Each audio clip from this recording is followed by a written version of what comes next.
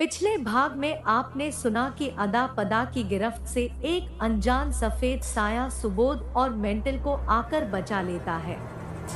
वो सही सलामत कोठी में पहुंचकर अपने अपने कपड़े पहनते हैं और घोड़े बेच कर सो जाते हैं। अगले दिन सुबोध अपनी जिज्ञासा का समाधान करने के लिए पापोरी के पास उसके कमरे में जाता है, जहां बीती गलतफहमी पर पापोरी पहले तो उखड़ जाती है, बाद में सुबोध के नजदीक आ जाती है। सुबोध को चुंबन करने के लिए जैसे ही पायोरी उसके नजदीक जाती है, उसकी आंखों का रंग बदल जाता है। ये देखकर सुबोध उससे थोड़ा दूर आ जाता है। अब आगे मायोक चारों तरफ से घने जंगलों से घिरा हुआ है। बरसात में जब पेड़ों पर जमी धूल पानी से धुल जाती है, तो घने हरे जंगल आंखों को देखने में अति सुहावने लगते हैं। इसके लहलहाते खेत और ब्रह्मपुत्र से फूटी धाराएं इसकी छटा में चार चांद लगा देती है। हर धरती की अपनी एक विशेष खासियत होती है, जो उसे एक अद्वितीय स्थान देती है। मायोक की भी ऐसी अपनी एक निजी पहचान है, जिसे आम बोलचाल में काला जादू कहते हैं। तो कहीं कहीं इसे तंत्र भी कहा जाता है। तंत्र का शाब्दिक उद्भव इस प्रकार माना जाता है: तनोति यति, जिससे अभिप्राय है तन्ना, विस्तार, फैलाव। इस प्रकार इससे त्राण होना जतंत्र है। हिंदू, बौद्ध तथा जैन दर्शनों में तंत्र परंपराएं मिलती है। यहाँ पर तंत्र साधना से अभिप्राय गुहा या गूढ़ साधनाओं से किया जाता रहा है। तंत्र में किसी भी चीज को हेय अथवा निम्न नहीं माना गया। स्त्री जिसे समाज में पुरुष संगत मानना सही मायनों में अभी भी एक दीवा स्वप्न की तरह है, लेकिन तंत्र में इसी स्त्री की शक्ति, जिसे कॉस्मिक एनर्जी अथवा शक्ति कहते हैं, सबसे प्रमुख कार्य व क्रिया दोनों है। तंत्र कितने हैं यह ठीक आकलन करना बहुत जटिल है, लेकिन जिस प्रकार 84 महासिद्धों को माना गया है, उसी प्रकार एक अच्छी पड़ताल के बाद तंत्रों की कुल संख्या 64 मानी गई है। ये संख्या भारतीय तंत्र के परिप्रेक्ष्य में मानी गई है।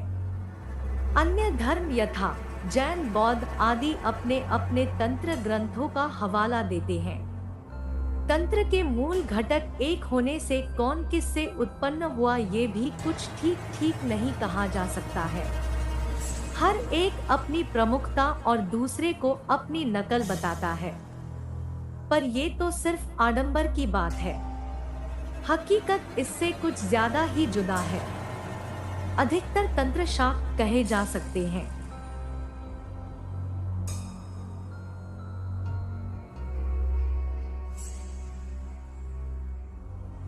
इसका एक कारण देवी की समस्त देवों में प्रमुखता भी है।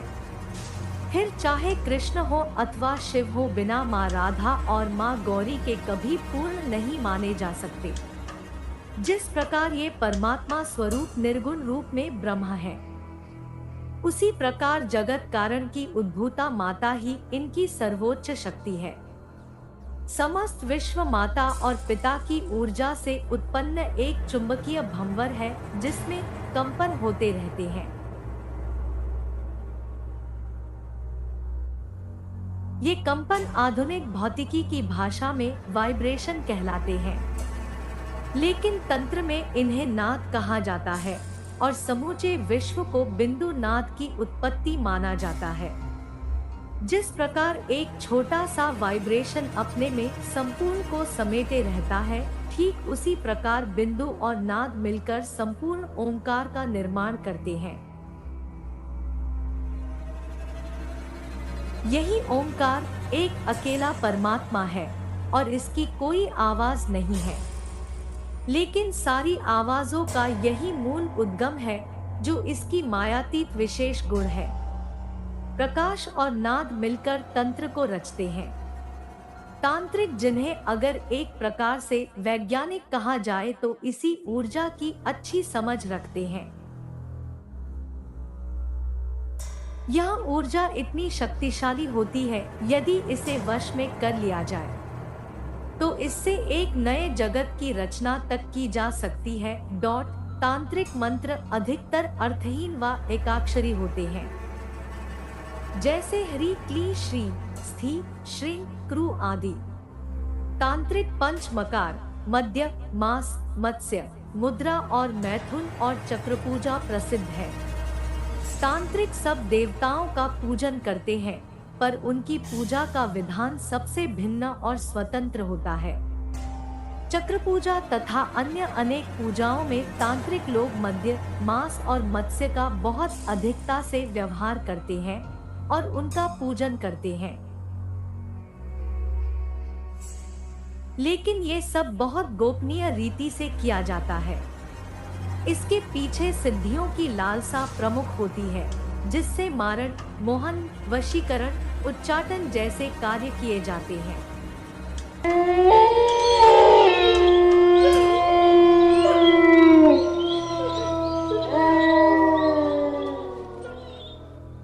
इसे अगर एक सहज लड्डू मानकर समझा जाए तो फिर ये कभी भी समझ में नहीं आ सकता, क्योंकि इसके लिए बाकायदा दीक्षा लेकर किसी योग्य गुरु के सानिध्य में इसे सीखना पड़ता है।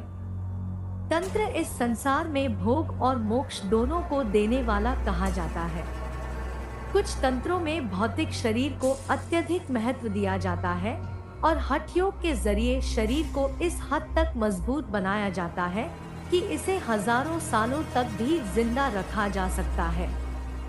जिस प्रकार हर जीवन अपने एक विशिष्ट वातावरण में जीवित रहता है, उसी प्रकार कुछ ऐसे भी जीवन स्तर हैं जिनमें तत्वों का संयोजन इस स्थूल मानव देह से अलग होता है। इन्हें तांत्रिक बोलचाल में भूत, बेताल, कूष्मांड, ब्रह्मराक्षस, डाकिनी आदि नामों से बुलाया जाता है। इनके अलग अलग लोक होते हैं और ये उन्हीं में वास करते हैं। 84 लाख योनियों में सभी योनियों का संबंध इस भौतिक शरीर में जुड़ा होता है। यदि गौतम बुद्ध की बात मानते हैं तो फिर संसार में हर चीज एक दूसरे से संबंधित है, और यदि योग की भाषा मानते हैं तो जो भी इस पिंड देह में है वही इस ब्रह्मांड में भी है। सूक्ष्म प्राण जब नाड़ियों के जाल में बहता है तो नाड़ी गुच्छ से एक विशेष भंवर के रूप में आकार ग्रहण करता है, जिसका स्वरूप कमल के जैसा माना जाता है। इसके स्वरूप में हर चक्र पर इसके दलों की संख्या में परिवर्तन हो जाता है। नाड़ियों की मिलन की संख्या के अनुसार इसके दल 2, 4, 8, 10 से लेकर 1000 भी होते हैं।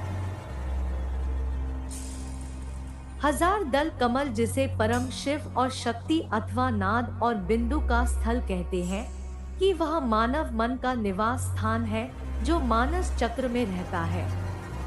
यह मानस चक्र एक सप्तवर्ण प्रकाश से युक्त पूर्ण सफेद होता है एवं मनोमय कोश की विचार तरंगों से अपने रंग को परिवर्तित कर लेता है।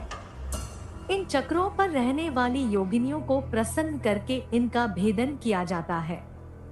चक्र भेदन से हवा में उड़ने की, मन की बात जानने की, गायब होने की, मंत्र दृष्टा होने की सिद्धियां मिलती है।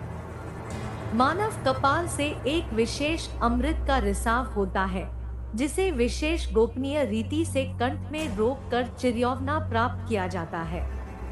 अगर इसे सामान्य बहने दे तो नाभि में पहुंचकर यही अमृत हमारे भोज्य पदार्थों को अच्छी तरह पचाने में मदद करता है और फिर नाभि चक्र के नीचे जल स्थान यानी स्वादिष्ठान चक्र में पहुंचकर वीर्य व रज का निर्माण करता है। किंतु फिर भी इसका ये प्रभाव निम्न कोटि का ही माना गया है। उच्च कोटि में खेचरी क्रिया करके इसको अमृत रूप में ग्रहण करना और नाभि में ना जाने देना है। खेचरी सिद्ध हो जाने से आकाश गमन की सिद्धि मिल है। काम वासना का पूर्ण रूपांतरण ही तंत्र की परम सिद्धि है, इसलिए इसे पूर्ण गोपनीय रखा जाता है। केवल पुरुष ही नहीं, स्त्रियां भी इसमें सम्मिलित होती हैं और पूर्ण क्रिया को सिद्ध करती हैं। वाम मार्ग की साधनाएं संभोग सुरापान से शीघ्र सिद्धि देती है।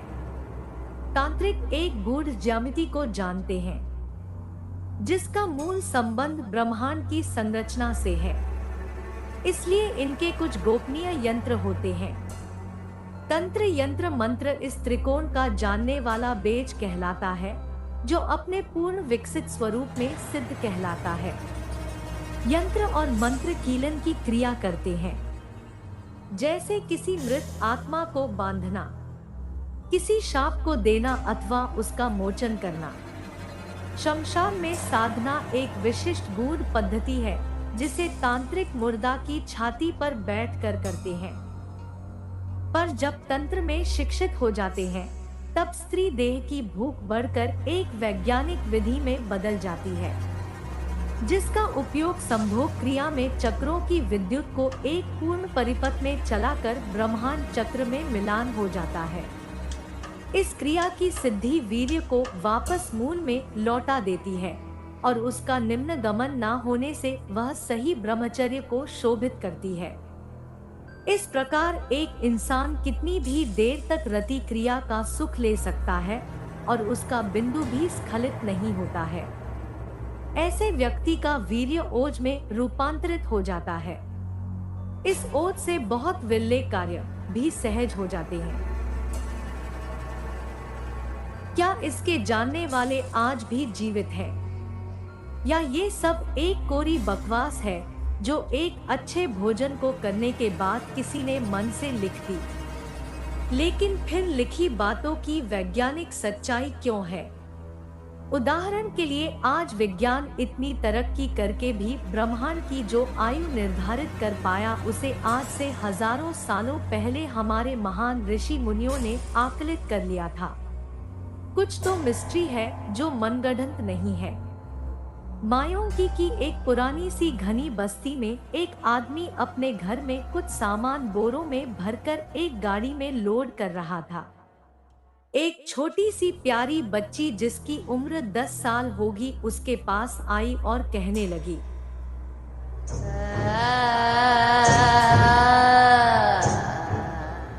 बापू आज मैं भी आपके साथ चलूंगी।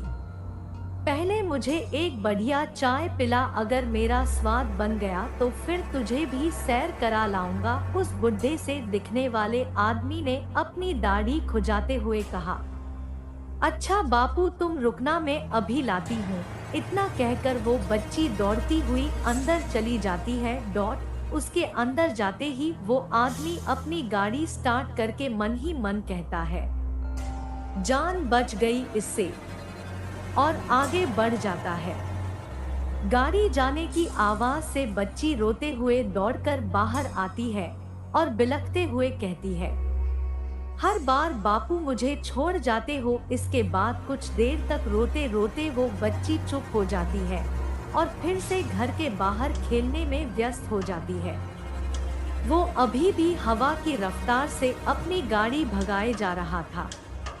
शायद उसे कहीं सामान पहुंचाने की जल्दी थी, लेकिन उसके चेहरे पर उमड़ते पसीने और घबराहट को देखकर यही लगता था कि उसमें जल्दी से ज्यादा कोई डर था जो उसको अधिक सता रहा था।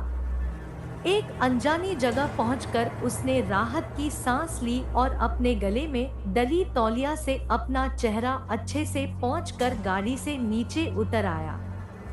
उतरकर उसने गाड़ी में लोड बोरों को एक एक करके बड़ी सावधानी से उतारा। वो उतारकर गाड़ी का पिछला पल्ला लॉक कर रहा था, तभी एक अनजान हाथ उसकी गर्दन से नीचे तक आया। तो तुम समय से इन्हें ले आए? उस अभी अभी आए अनजान आदमी ने कहा। हाँ, जैसा आपने बोला था उतना मैं ले आया। दोनों हाथ जोड़कर उस गाड़ी वाले ने झुकी नजर से बड़े विनम्र स्वर से कहा, तो फिर जल्दी करो और इन्हें धीरे धीरे मेरे पीछे पीछे लेते चलो, और हाँ, पीछे मुड़कर मत देखना। उस अनजान आदमी ने कहा। उस आदमी ने वैसा ही किया और रस्सी की मदद से बोरों को खींचते हुए उस अनजान आदमी के पीछे बढ़ने लगा। काफी देर तक खींचते हुए वह एक अनजान पहाड़ी के कुछ पहले तक आ गया। पहाड़ी पेड़ों के बीचों बीच इतनी छिपी हुई थी कि उसे आसानी से नहीं देखा जा सकता था।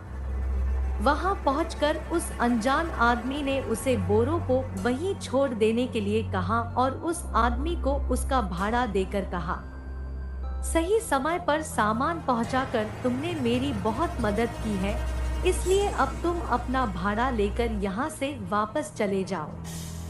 गाड़ी वाला भाड़ा लेकर अपनी गाड़ी के पास पहुंचा और गाड़ी स्टार्ट करके वापस अपने रास्ते पर आगे बढ़ने लगा। सुबह से 2 रोटी बस खाई है और जमकर पल्लेदारी हो गई, कुछ खा लेता हूँ। रोटी का टेम भी हो चला है।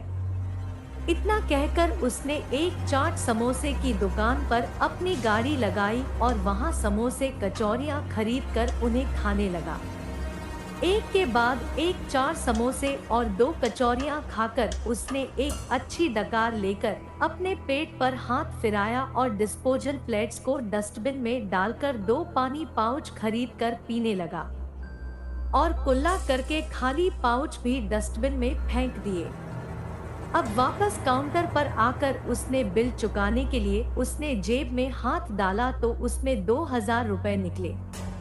उसने अच्छी तरह देखा पर वो 2000 रुपए ही थे। ये कैसे हो सकता है? मेरा भाड़ा तो केवल 1000 रुपए था और घर से जब निकला था तो जेब बिल्कुल खाली थी, उसने मन ही मन में कहा। उस समय उसने काउंटर पर पैसे चुका दिए और वापस गाड़ी के पास पहुंचकर फिर से वही बात सोचने लगा। काफी सोचने पर वह एक ही निष्कर्ष पर पहुंचा कि शायद गलती से उस आदमी ने उसे डबल भाड़ा दे दिया होगा। गाड़ी वाला एक ईमानदार आदमी था। बेईमानी के पैसे वो कभी नहीं लेना पसंद करता था। उसने अपनी गाड़ी उठाई और वापस उसी जगह जाने लगा। वहां पहुंचकर उसने फिर से गाड़ी वहीं रुका दी और आगे के खेतों को पैदल पार करता हुआ उस पहाड़ी के ठीक पहले तक आ पहुंचा जहां उस आदमी ने उसे पैसे दिए थे। करीब 24 घंटे बाद मायों की एक बस्ती में हाहाकार मचा था। एक महिला और उसके परिवार वाले फूट फूट कर रोए जा रहे थे। मोहल्ले के लोगों का तांता भी वहां लगा हुआ था। छोटी मासूम बच्ची रोते रोते कह रही थी, बापू आप रोज मुझे झूठ मूठ का कहकर छोड़ जाते थे और आज आप सचमुच में मुझे छोड़कर चले गए। वह एक डेड बॉडी उसी गाड़ी चालक की थी जो आज सुबह पहाड़ियों के पहले खेतों में पड़ी मिली थी। धीरे धीरे वो छोटी लड़की बड़ी होने लगी। एकदम गोरी और बड़े बड़े नयनों वाली उस लड़की का नाम जोनाली था। जोनाली ने कुछ स्कूली पढ़ाई की लेकिन फिर अपनी मां की असामयिक मृत्यु से उसके सर पर दुखों का पहाड़ टूट पड़ा। उसने तन्हाली और भुखमरी से परेशान आकर मायूं छोड़ने का फैसला कर लिया। पर फिर एक दिन ऐसा हुआ कि जोनाली को अपना फैसला बदलना पड़ा। गांव के ठाकुर की इकलौती संतान अयन प्रताप एक बार अधिक बीमार पड़ गए। एक से बढ़कर एक ओझा उनका इलाज करके थक गए थे।